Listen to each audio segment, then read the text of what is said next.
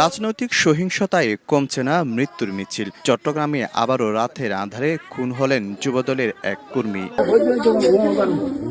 রোববার রাতে রাউজানের কদলপুরে যুবদল কর্মী নাসিরকে লক্ষ্য করে এলোপাতাড়ি গুলি ছুড়ে ৮ থেকে ১০ জনের সংঘবদ্ধ দল তাকে উদ্ধার করে প্রথমে স্থানীয় হাসপাতালে, পরে উন্নত চিকিৎসার জন্য নেওয়া হয় চট্টগ্রাম মেডিকেলে। সেখানে চিকিৎসাধীন অবস্থায় তার মৃত্যু হয়। পূর্বশত্রুতার জেরে এই হত্যাকাণ্ড বলছে স্বজনরা। দীর্ঘদিন বিদেশ ছিল, বিদেশের থেকে আসার পরে ওনাকে একবার হামলা করছে বাড়িতে।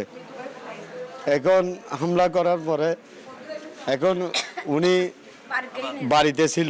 আলম পূর্বে মনাকার ছেলে ডাকাত মামুন আজিজ বস একে মাহমুদ হাচ্চের পা বাঁচাইয়ে বলে, আজগর বলে, আমাদের এখানে জাহাঙ্গীর বলে, ওনারা লড়াই সবাই মারছে।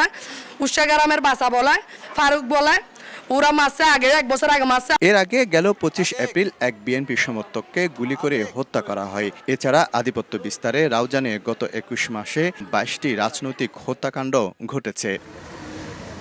শফিকুল আলম, সময় সংবাদ, চট্টগ্রাম।